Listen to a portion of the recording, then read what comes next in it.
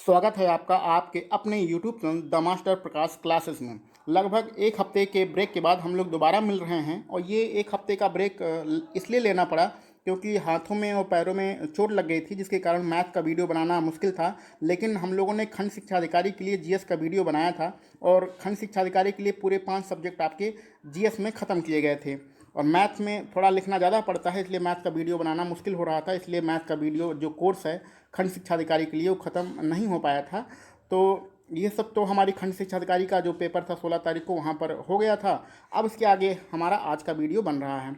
तो इस वीडियो का प्रमुख उद्देश्य क्या है? यदि आप मैथ में कमज़ोर स्टूडेंट हैं, बहुत कोशिश करने के बाद भी आपका मैथ में स्कोर नहीं बढ़ रहा है, तो ये वीडियो सिर्फ़ और सिर्फ आपके लिए है। हमें इस प्रॉब्लम को सॉल्व करना है कि मैथ में हम पढ़ते भी हैं, समझते भी हैं, मेहनत भी करते हैं, फिर भी हमारा स्कोर क्यों नहीं बढ़ रहा है। क्योंकि हम लोग क्या करते हैं, मैथ में हमारी मेन दिक्कत ये होती है कि हम लोग मैथ की तुलना जीएस से कर लेते हैं।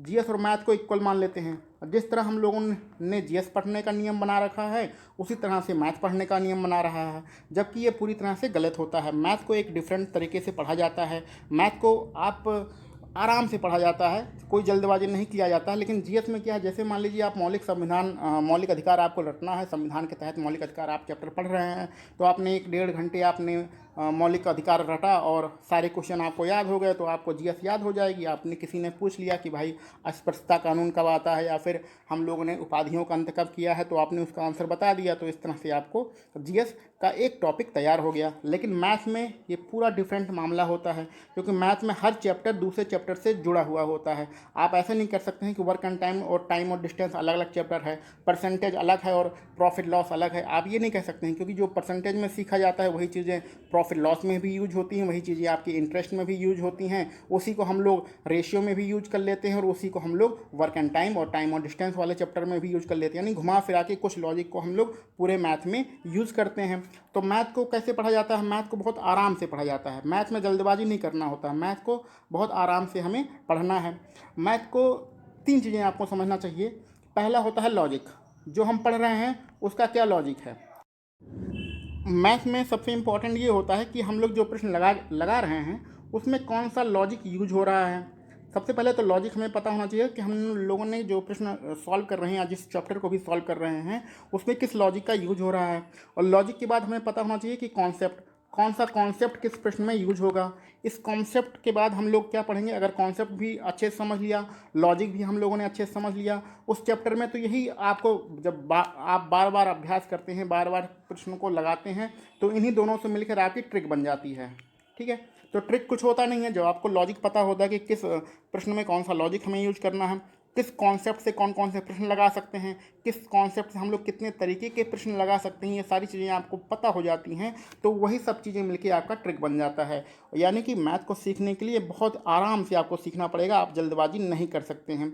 ये मैथ और जीएस का प्रमुख अंतर होता है।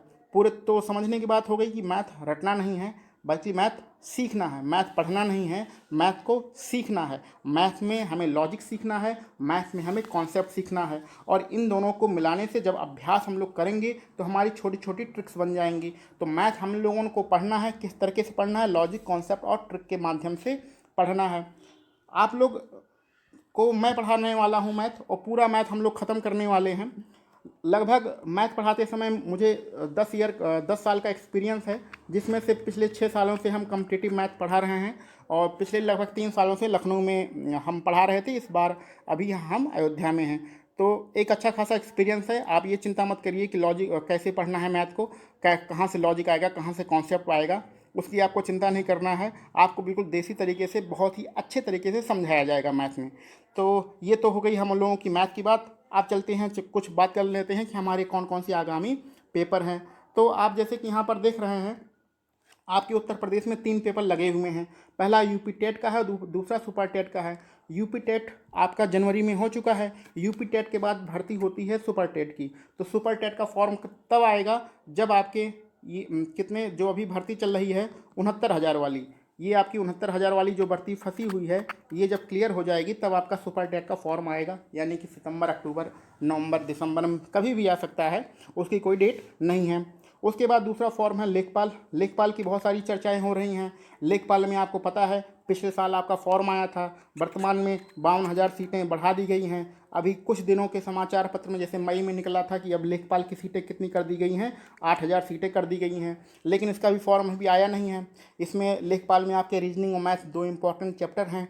अगर आपको लेखपाल बनना है तो रीजनिंग और मैथ बहुत मजबूत करना पड़ेगा, उसमें से एक भी प्रश्न आपके गलत नहीं होना चाहिए। दूसरा है दरोगा भर्ती। उत्तर प्रदेश में दरोगा भर्ती चल रही है, पुलिस भर्ती चल रही है, इसके भी आपके फॉर्म आने ही वाले हैं और बताया जा रहा है कि लगभग इसमें 9,000 सीटें या 5,000 सीटें होंगी। इसमें भी मैथ आपका इंपॉर्टेंट है।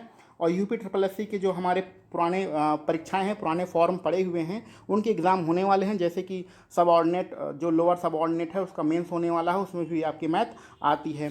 तो ये तो आपके एग्ज़ाम हो गए जो UP लेवल पे हैं, जिन्हें हमें मैथ पढ़ना है और बहुत अच्छे तरीके से पढ़ना है, पूरा सिलेबस ख़त्म करके पढ़ना है। तो अगर सुपर टेट के लिए तैयारी करने हैं तो आप यहाँ पर इस चैनल पे आ सकते हैं। अगर आप लेखपाल भर्ती का फॉर्म भर रहे हैं तो हाँ, इस चैनल से आपको मदद मिल सकती है। अगर UP SI और पुलिस के जो फॉर्म आ रहे हैं उसके लिए आप तैयारी कर रहे हैं तो इस चैनल से आपको मदद मिलेगी। और UP SSSC में जो भी मैथ आती है वो बहुत ही नॉर्मल होती है। आप इस चैनल पे बने रहिए, पूरा 100% आपका मैथ सही होगा। चलिए आगे बढ़ते हैं। आगे एक बहुत ही इंपॉर्टेंट फॉर्म है जिसका पेपर नहीं हो पाया है, उसका नाम है DRDO। DRDO में आपके 1,800 सीटें हैं। इसमें दो आपके दो चरण है परीक्षाओं के, पहला प्री है, दूसरा मेंस है, और दोनों में मैथ बहुत ही इंपॉर्टेंट है। नॉर्मल मैथ आएगी, बहुत कठिन मैथ नहीं आएगी, CHSL लेवल या MTS लेवल की मैथ आएगी। तो इस चैनल के माध्यम से ये इसको भी कवर किया जाएगा। आगे हम लोगों की कुछ इम्पॉर्टेंट फॉर्म हैं, जैसे कि हम लोग में अभी चल रहा है दिल्ली पुलिस में भर्ती चल रही है, अभी इसका फॉर्म भरा ही जा रहा है, लास्ट डेट आपकी ख़त्म नहीं हुई है। तो दिल्ली में अगर कांस्टेबल का आपको फॉर्म भरना है, जो कि कर्मचारी चयन आयोग के द्वारा निकाला गया है, तो उसको आप भर सकते हैं। सशस्त्र सीमा बल में अलग अलग डिपार्टमेंट के लिए फॉर्म आए हैं, कुक के लिए, माली के लिए, इसके लिए फॉर्म आए हैं, तो इसको भी आप भर सकते हैं। वैसे इसमें मैथ नहीं आएगी, लेकिन दिल्ली पुलिस में मैथ बहुत ही इंपॉर्टेंट फैक्टर बनेगा आपका। चलिए आगे बढ़ते हैं।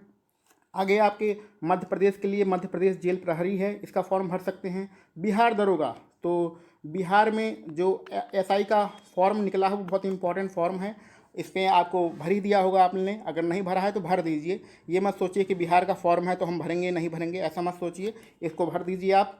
बिहार फॉरेस्ट गार्ड का भी फॉर्म है, और बिहार जो फॉरेस्टर का फॉर्म होता है, वैसे इसमें मैथ नहीं आएगी, ठीक है, इसको आप मैथ नहीं आएगी, लेकिन फिर भी आप देख सकते हैं, समझ सकते हैं, क्योंकि अगर आपने ये दोनों फॉर्म भरा होगा तो बिहार दरोगा का फॉर्म भरा ही होगा।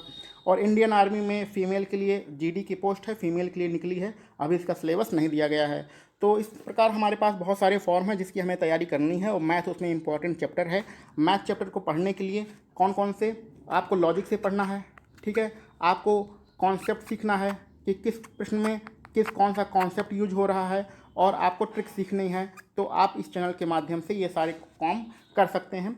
आपको पूरा सिलेबस ख़त्म कराया जाएगा। हम लोग जो पहला अपना चैप्टर स्टार्ट करेंगे, वो हम लोग टाइम एंड वर्क स्टार्ट करेंगे। तो टाइम और एंड वर्क हम लोगों का पहला चैप्टर होगा, इसको हम लोग कल से स्टार्ट करेंगे और पूरा सिलेबस हम लोग ख़त्म करेंगे।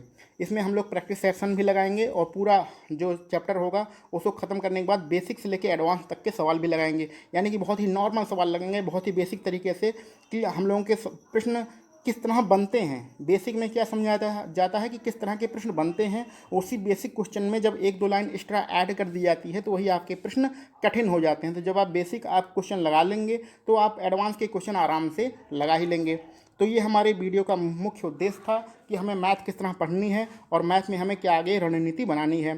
तो इस चैनल के माध्यम से बने रहिए। मैं मुख्यतः मैथ का ही अध्यापक हूँ, इसलिए मैथ की आपको चिंता करने की कोई ज़रूरत नहीं है। हम लोग मैथ बहुत ही बेहतरीन तरीके से पढ़ेंगे। तो चलिए कल मिलते हैं फिर हम लोग अपने अगले वीडियो में। तब तक के लिए धन्यवाद।